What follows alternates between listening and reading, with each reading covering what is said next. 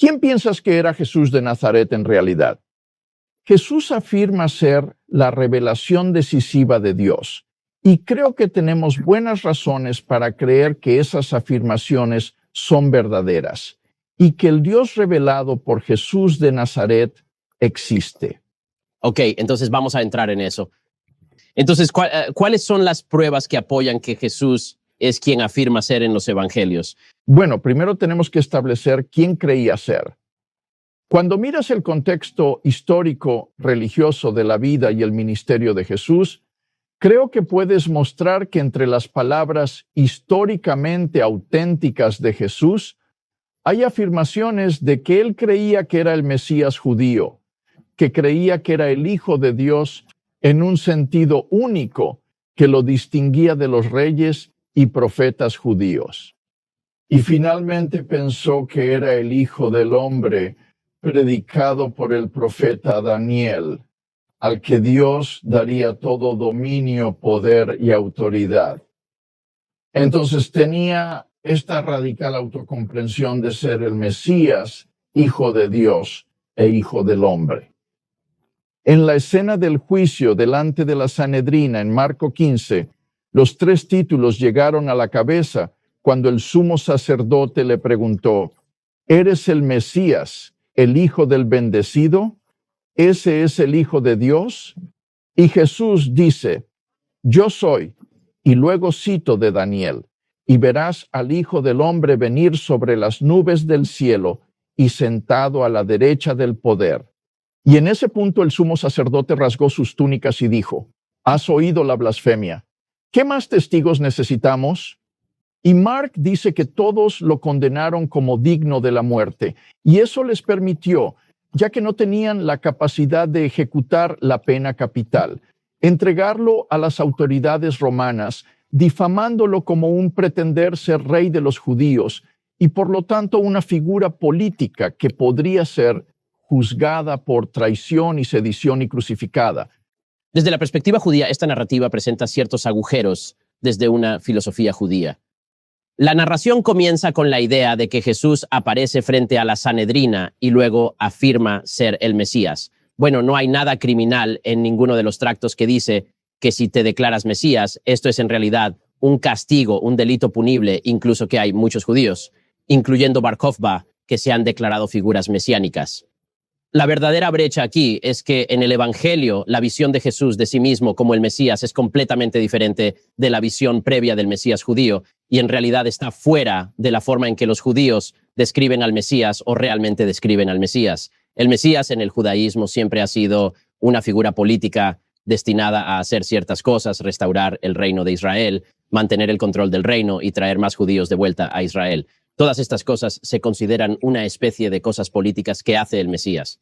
Pero la idea del Mesías como encarnación de Dios es algo extraño para la filosofía religiosa judía que remonta al principio. Así que incluso la idea de que el hijo Edren lo interrogaría en esos términos y de eso se daría cuenta de que lo que quiere decir es que soy Dios, lo que sería un delito mucho más punible, presumiblemente sería una verdadera blasfemia, de que eso es una rareza. Creo que tienes razón al decir que la comprensión de Jesús del Mesías es radicalmente diferente de la comprensión cultural prevaleciente del Mesías entre los principales sacerdotes y la gente común. Y él no cumplió sus expectativas. De hecho, eso fue lo que ayudó a hacerlo crucificado, siendo el Mesías. Tienes razón, en sí no es una afirmación blasfemosa, sino afirmar ser el Hijo de Dios en un sentido único y luego especialmente el Hijo del Hombre profetizado por Daniel, sentado a la derecha del poder, que es verdaderamente blasfemoso y es suficiente para su condena. Ahora creo que la pregunta se plantea por su interpretación. Sí, tu prohibición de interpretación es esta. ¿Por qué deberíamos creer en la reinterpretación de Jesús como el Mesías en lugar de la interpretación de los sacerdotes principales y el pueblo? Y creo que la respuesta a eso es su resurrección de entre los muertos. La resurrección de Jesús de entre los muertos es la justificación pública e inequívoca de Yahweh de la persona que el sumo sacerdote rechazó como blasfemo. Es la demostración divina de que estas afirmaciones supuestamente blasfemas son de hecho verdaderas, que Él es quien afirma ser, y que por lo tanto sigo a Jesús en su concepción de lo que significa ser el Mesías. Entonces, sobre la resurrección, porque es una prueba de divinidad, Lázaro también fue resucitado. Por eso quería enfatizar el contexto histórico de la religión antes de hablar de la resurrección. Un milagro tomado aislándose es inherentemente ambiguo. Para interpretar un milagro adecuadamente, se debe considerar el contexto histórico religioso en que ocurre. La resurrección de Jesús no es solo la resurrección de cualquier cuerpo viejo. Es la resurrección del hombre que afirmó ser Mesías, Hijo de Dios y Hijo del hombre, y que fue crucificado por esas afirmaciones presuntamente blasfemas. Si Dios resucitó a este hombre, entonces ha justificado inequívocamente esas afirmaciones públicamente. Entonces, una de las contradicciones de esto es que el Evangelio se escribe significativamente después de la vida de Jesús. Incluso el Evangelio más antiguo está escrito, ¿cuántos? 70 años después de que Jesús fue crucificado en algún lugar. Entonces, ¿qué se puede decir? Quiero decir que como muchos eventos históricos, hay ciertas ambigüedades aquí, por lo que este sería el argumento histórico sobre la exactitud de las revelaciones del Evangelio.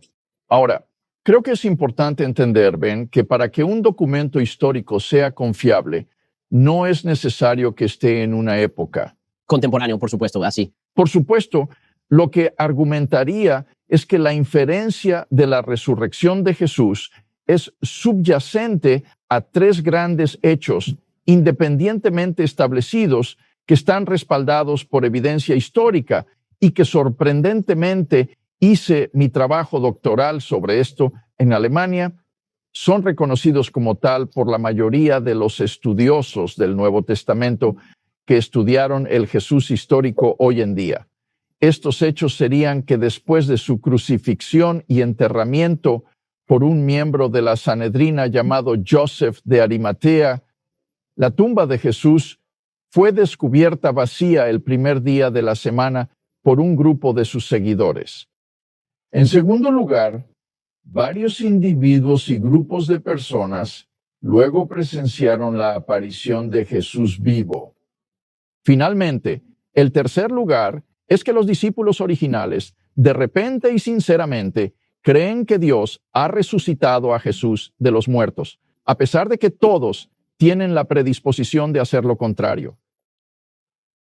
La mayoría de los académicos aceptan la evidencia de que estos tres hechos son convincentes sin asumir inherencia o inspiración bíblica, sino tratando el Evangelio como un documento histórico. Se puede mostrar, por ejemplo, que el descubrimiento de la tumba vacía está atestiguado por al menos 6 fuentes independientes en el Nuevo Testamento, algunas de las cuales son muy tempranas. Ningún erudito niega que individuos y grupos vieran la aparición post-mortem de Jesús.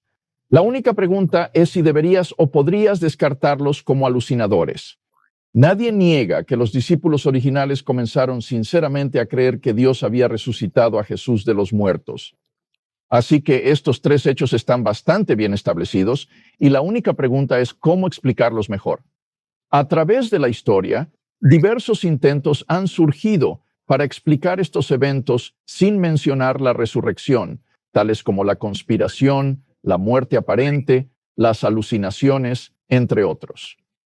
Y yo argumentaría que ninguna de estas teorías naturalistas cumple con los criterios para hacer la mejor explicación histórica de los hechos. Ninguno de ellos es tan buena como la que los discípulos originales dieron, que Dios resucitó a Jesús de los muertos. Y si eso es correcto, entonces creo que tenemos buenas razones, de hecho casi estamos obligados, para revisar nuestra comprensión típica de quién se supone que el Mesías debería ser.